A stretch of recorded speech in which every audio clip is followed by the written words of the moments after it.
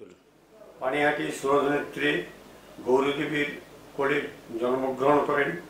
সেই সময় ছিল বাসন্তী অষ্টমী তিথি। গঙ্গায় তখন জোয়ার, এদিকে মায়ের ঢাকের বাদ্য হচ্ছে। উনি সপ্তম 7 বৎসর 7 মাস বয়সে উনি ওখানে নানা লীলা করেছেন এবং ওইটি হচ্ছে ওনার জন্মস্থান। এবং এখনও পর্যন্ত ঘোষ পরিবারে ওনার যেখানে জন্ম হয়েছিল সেখানে আমরা একটা বিশাল মন্দির তৈরি করেছি ওনার স্মৃতিকল্পে। ওনার প্রকৃত বাড়ি ছিল আহিরটোলায়, পিতৃদেবের বাড়ি। সেই পিতৃদেবের বাড়িতে উনি বেশি দিন থাকেননি। উনি গঙ্গাবক্ষেই বেশি বিচরণ করতেন। সেখানে তখন প্রচুর বৈষ্ণব ছিলেন, প্রাচীন বৈষ্ণবরা ওখানে থাকতেন এবং ওনাকে সবাই গোপাল গোপাল বলে ডাকতেন। ওনার মানে সমস্ত কিছুই হয়েছে কলকাতা মঠে এবং উনি গুপ্ত ছিলেন বেশিরভাগই।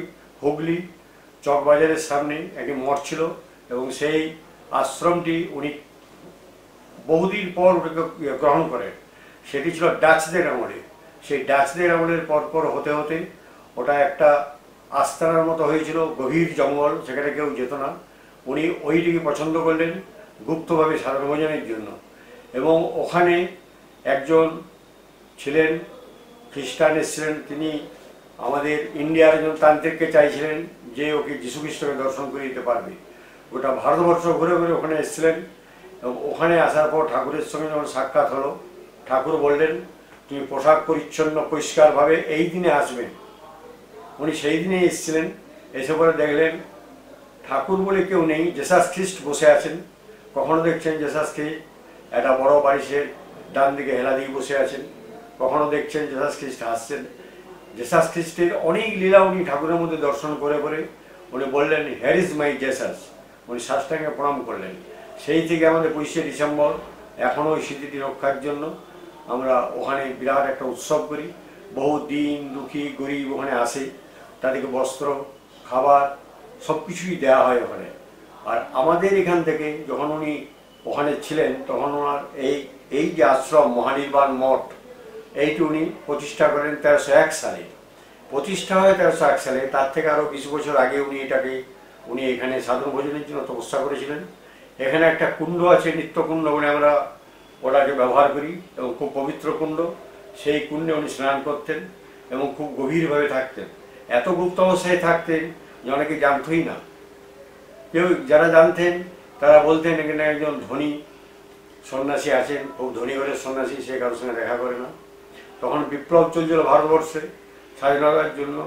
এখানে অনেক বিপ্লবী উনি সাহায্য করে গেছেন। আমি শুনেছি যে নেতাজি সুভাষচন্দ্রকে যেটা গীতা ছিল, উনি যখন এসেছিলেন তখন বলেছিল দেখো সুভাষ, এই গীতা তোমার কাছে থাকবে যতদিন না তুমি করছো, স্বাধীনতা আসছে, তুমি জামাত করবে, পরিবর্তন করবে, কিন্তু গীতা তোমার পরিবর্তন হবে, আবার একটা গীতাতে আসবে।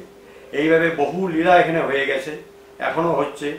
এবং উনি যখন দেহ রাখলেন তার আগে কফিনটা উনি নিজেই তৈরি করে গেছিলেন। কফিনের মধ্যে কি কি গাছের শিকড় থাকবে সেসবও তৈরি করে গেছিলেন।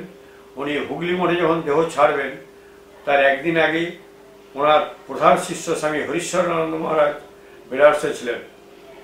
বেনারসে উনি পেলেন, ধ্যানস্থ অবস্থায় জানতে পারলেন যে ঠাকুর ডাকছেন এবং ওনার দেহ থেকে সময় হয়ে গেছে। উনি ব্যান্ডেল পর্যন্ত এসে দৌড়াতে ওখানে এলেন।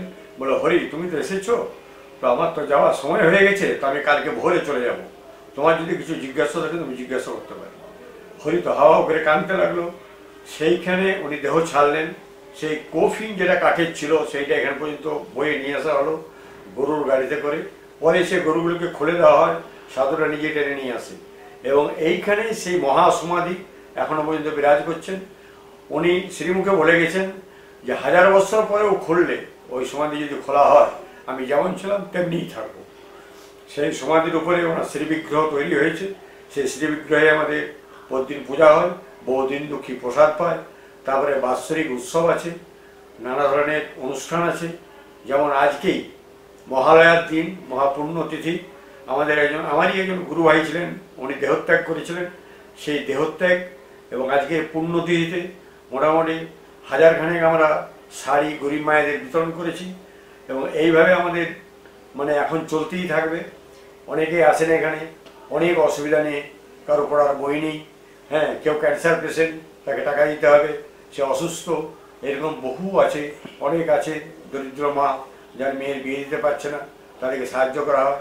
অনেক শিক্ষিত এবং মেধাবী ছেলে আছে যারা বই কিনতে পারছে না, কলেজে কোনো ইয়ে দিতে পারছে না, ফি দিতে পারছে না, তারা আমাদের কাছ থেকে সাহায্য পায় এবং আমরা যথোপযুক্তভাবে চেষ্টা করি তাদেরকে সাহায্য করার জন্য।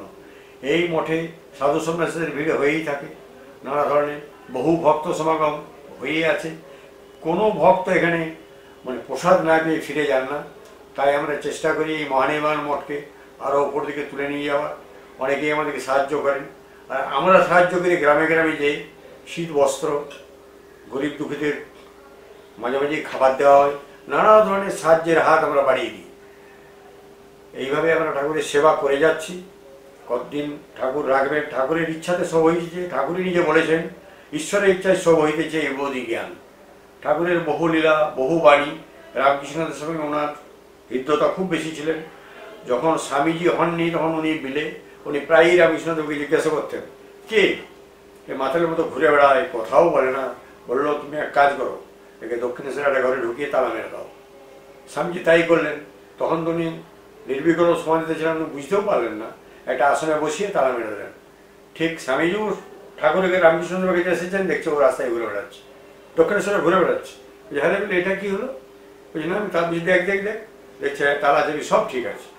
তখন রামকৃষ্ণদেব বলেছেন, দেখো না হয়েছে না হইবে হেন অবতার।